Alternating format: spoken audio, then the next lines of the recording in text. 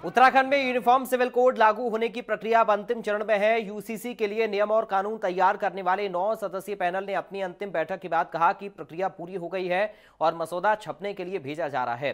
सूत्रों के अनुसार 9 नवंबर को राज्य स्थापना दिवस के मौके पर इसे लागू किया जा सकता है।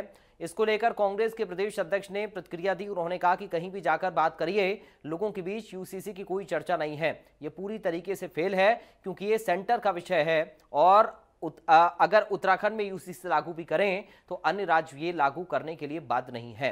करण बाहरा ने सवाल किया कि 12 साल के शासन में नरेंद्र मोदी और अमित शाह जिनका ये एजेंडा था, उनके द्वारा ये केंद्र में लागू क्यों नहीं किया गया और उत्तराखंड में क्यों इसकी टेस्टिंग हो रही है। मैं तो इसको पूरी तरह फेल समझता हूँ। आप लोग जरूर चर्चा करते हैं, सरकार कर रही है, लेकिन आम आदमी में अगर कहीं भी किसी मार्केट में जाके आप बातचीत करिए, यूसीसी के बारे में कोई चर्चा तक लोगों में नहीं है और पूरी तरीके से फेल है क्योंकि सेंटर का सब्जेक्ट है।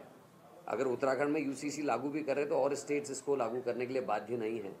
और हम ये भी पूछना चाहते हैं कि 12 साल के शासन में नरेंद्र मोदी और अमित शाह जिनका ये एजेंडा था और आरएसएस और बीजेपी का, उसको केंद्र से लागू क्यों नहीं किया, उत्तराखंड में इसका टेस्ट क्यों किया जा रहा है, यह हमारा प्रश्न है। अब अगली खबर देहरादून से है, जहां पर नगर निगम क्षेत्र में स्ट्रीट लाइटों की मरम्मत के लिए 35 वाहनों को रवाना कर दिया गया है। जिलाधिकारी ने वाहनों को हरी झंडी दिखाई है। इस दौरान जिलाधिकारी ने कहा कि नगर निगम अपने परिक्षेत्र में लगातार फॉगिंग और लार्वा छिड़काव तो कर ही रहा, लेकिन उनके प्रयासों को और बेहतर करने के लिए अब स्वास्थ्य विभाग को भी 10-10 फॉगिंग मशीनों और लार्वा स्प्रे दिया गया है। देखिए, सबसे पहले तो मैं आपको बताना चाहूँगा कि जो हमारी फॉगिंग और लार्वा स्प्रेज मशीन होती हैं, नगर निगम तो स्प्रेज और फॉगिंग कर ही रहा है पूरे क्षेत्रों में, पूरे वार्ड्स में, लेकिन उनको एफर्ट्स को सप्लीमेंट करने के लिए हमारी जो हेल्थ टीम्स हैं, जिसको हम IDSP बोलते हैं, सर्वेलेंस टीम्स, हमारी अर्बन आशाज भी उन्हीं के तहत काम करती हैं। तो उनके एफर्ट्स को सप्लीमेंट करने के लिए हमारे स्वास्थ्य विभाग के पास अभी तक मशीन्स नहीं थी। तो ये निर्णय लिया गया था, जो हमने डेंगू मलेरिया का रिव्यू किया था, कि नगर निगम के सौजन्य से हम मेडिकल डिपार्टमेंट को, हेल्थ डिपार्टमेंट को अपने कुछ मशीन्स प्रोवाइड करेंगे ताकि वो भी इस क्षेत्र में आगे बढ़े, इस क्षेत्र में अपने एसेट और इंफ्रास्ट्रक्चर को बढ़ावा दें, क्रिएट करें, अपनी मैन पावर क्रिएट करें। जब वो फील्ड में जाते हैं तो उनके पास कुछ ग्राउंड इक्विपमेंट रहना चाहिए, जहाँ पे उनको लार्वा दिखे, जहाँ पे उनको लगे कि यहाँ पे प्रबल संभावना है डिजीज उत्पन्न होने की, तो वहाँ पे वो तुरंत स्प्रे कर सके। में हर साल पर्वतीय क्षेत्रों में रहने वाली आबादी रोजगार की तलाश में दूसरे राज्यों का रुख करती है, जिनकी गांव की कृषि भूमि पर कोई भी खेती नहीं होती और भूमि की उपज क्षमता धीरे धीरे खत्म हो जाती है। इसी कारण प्रदेश में हर साल कृषि भूमि तेजी से घट रही है, लेकिन कृषि विभाग इस तरफ कोई भी ध्यान दे नहीं रहा। उत्तराखंड में पलायन एक बड़ी समस्या है, जिससे निजात पाने के लिए कई बार सरकारों ने बड़े कदम उठाए, लेकिन आज तक प्रदेश में पलायन को रोकने के लिए कोई ऐसा रास्ता तैयार नहीं किया गया है जिससे कि पलायन को रोका जा सके।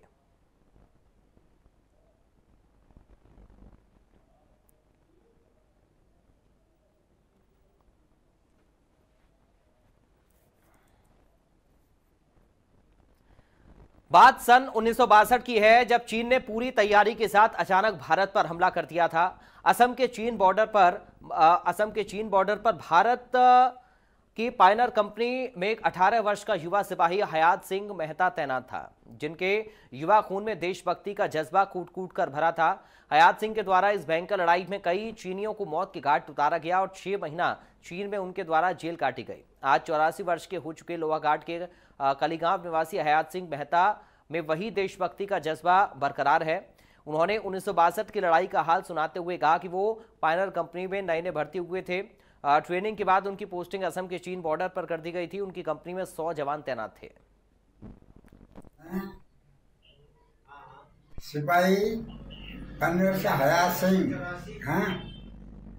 कलीगांव का रहने वाला हयात सिंह मेहता 62 की लड़ाई में रहा। एक हफ्ते तक गोला बारूद रहने तक हमने लड़ाई की, पीछे से सप्लाई नहीं हुई। गोला बारूद खत्म होने के कारण फिर भागे पेट्रोल। लोहाघाट से बड़ी खबर है, पीडब्ल्यूडी विभाग की बड़ी लापरवाही सामने आई। सड़कों के गड्ढे बन रहे जानलेवा, स्थानीय लोगों को भारी परेशानी हो रही है। तो ये तस्वीरें आप जरा देखिए।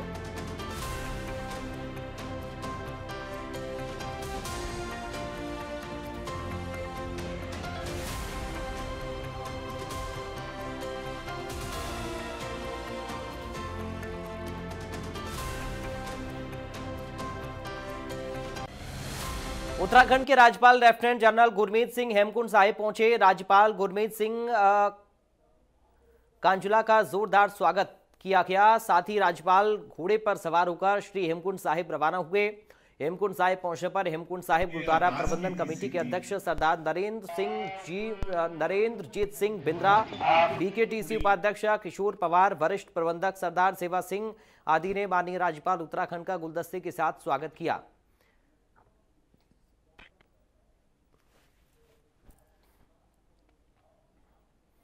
रुड़की से बड़ी खबर है। अवैध पटाखा फैक्ट्री का भंडाफोड़ हुआ है। पुलिस ने 2 आरोपियों को गिरफ्तार किया। आरोपियों के पास से भारी मात्रा में बारूद बरामद हुआ है।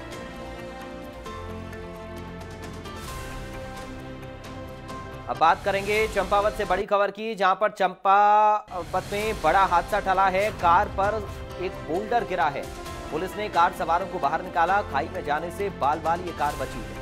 तस्वीरें जरा आप देखिए।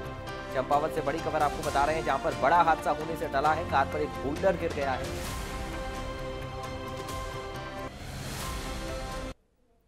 खबर लक्सर से है, जहां पर प्रशासनिक अधिकारी लगातार छापेमारी अभियान चला रहे हैं। इसी कड़ी में लक्सर एसडीएम गोपाल सिंह चौहान ने लक्सर के गन हाउस कार्यालय पर पहुंचकर निरीक्षण किया। निरीक्षण के दौरान एसडीएम ने गन हाउस गोदाम में रखे गए शस्त्रों की जांच की। लाइसेंस से लेकर तमाम दस्तावेजों को भी खंगाला। गन हाउस पर 3 दर्जन से अधिक लाइसेंसी शस्त्र जमा पाए गए।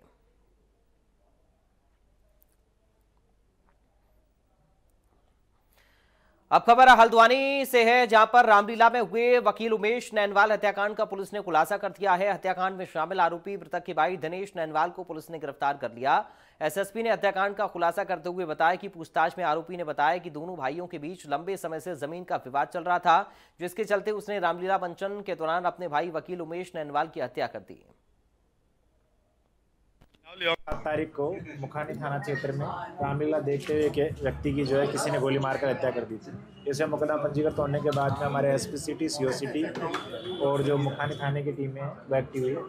और बाद में पता लगा कि जो मृतक है उसका अपने ही परिवार के एक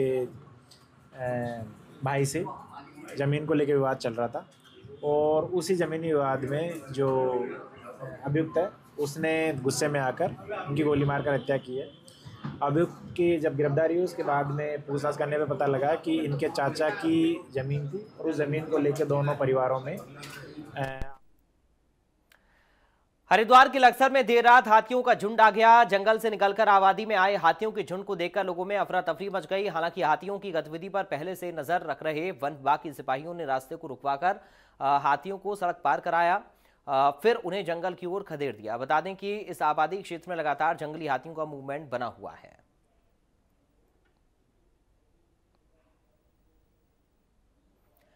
विकासनगर से अब बड़ी खबर है, जहां पर 2 वाहनों की जोरदार टक्कर हुई। हादसे में 4 लोग गंभीर रूप से घायल हो गए। बैरियर की वजह से हादसा हुआ। ड्राइवरों में गुस्सा देखा गया। एक्शन की मांग की गई है। चौक से लेकर हरपटपुर के लिए गाड़ी जा रही थी 3349। तो क्या होता है, क्या है, जिला पंचायत की चौकी आती है, उसके सामने बैरियर अड़ाया गया और बैरियर अड़ाने के बाद में गाड़ी नियंत्रण से होकर दूसरी गाड़ी में भिड़ गई जाके। उससे ड्राइवर की रीढ़ की हड्डी में फ्रैक्चर है, दूसरी गाड़ी में बहुत मोटा नुकसान है। ये चौकी यहाँ से हटनी चाहिए, इसके कारण रोज की दुर्घटना हो रही है। और बाकी भर्ती है अस्पताल में सारे। जिला स्टेशन की जिला पंचायत की बहुत खराब है जी। ये भी इस नेशनल हाईवे है, इस पे जिले पंचायत अपने कर नहीं सकते है। और ये नागन की वसूली है, ड्राइवरों के आगे अपना गड़कंगा फेंक देते हैं। ये चलती गाड़ी के कोई भी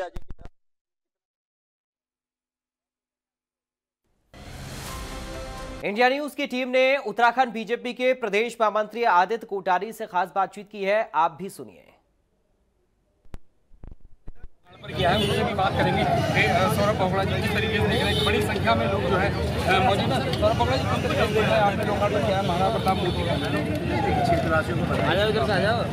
और काफी मूर्ति जो उनके चरित्र को दर्शाती है, जो उनके चरित्र के साथ उनके जीवन के साथ न्याय करती है, और यहाँ पर स्थापित की गई है। और महाराणा प्रताप जाना जाता था, जो मूर्ति इसमें लगी थी बहुत खराब मूर्ति नहीं दर्शाती।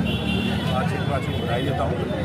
और कोशिश हमारी यही रही है, जिन लोगों ने देश को आज़ादी दिलाने में, जिन लोगों ने देश को आगे बढ़ाने में स्वतंत्र संग्राम सेनानी रहे सुभाष चंद्र बोस जी, हमारे संविधान रचयिता स्वतंत्र संग्राम सेनानी भारत रत्न बाबा साहेब अम्बेडकर जी, और आज हमारे महान नायक मानव नाथ जी का पिछले 6-7 महीने में शिलान्यास हुआ है, उद्घाटन हुआ है। मैं सबको बधाई देता हूँ।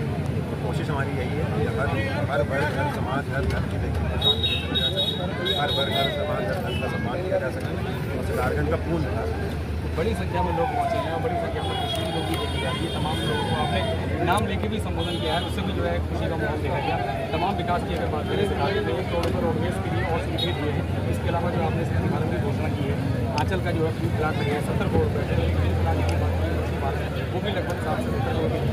किस तरीके से देखते हैं विकास को किस तरफ लेके जाना है?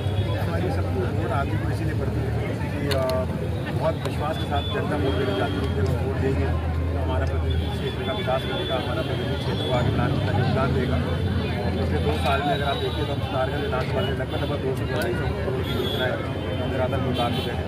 90 करोड़ का हमारा आइसक्रीम प्लांट बनने जा रहा है, 70 करोड़ से हमारा एक्वा पार्क बन रहा है, 15 करोड़ की हमारी पार्किंग बन रही है, पार्किंग सितारगंज में 1.5 करोड़ रुपये से हमारा युवाओं को खेलने के लिए रॉयल इंटरनेशनल सितारगंज में स्पोर्ट्स स्टेडियम बनने जा रहा है, जिसका मैं कल शिलान्यास करूँगा। इसके साथ साथ 4 करोड़ की तहसील बनी है, हमारी रोडों के काम हो रहे हैं। तो लगातार कोशिश यही है कि जनता को सुविधा मिलती रहे, सितारगंज विकास के रास्ते पर आगे बढ़ता रहे और जो नए आयाम सितारगंज को आगे बढ़ाने के लिए युवाओं को रोजगार से जोड़ने के लिए अच्छा, कुछ विपक्ष की बात हो रही है, लोग भड़काने में लगे हैं, चुनाव भी एकदम नज़दीक है, आपने माहौल गर्मा दिया है, किस तरीके से देख रहे हैं? कौन लोग तो जो भड़काने में लगे थे, प्रोग्राम तो अब तक सक्सेसफुल हो चुका है, क्या कहना चाहते हैं? नहीं, देखिए मैंने एक जनरल स्टेटमेंट कहा था क्योंकि विपक्ष के पास विकास के ऊपर हमारे घेरने के लिए कुछ नहीं है।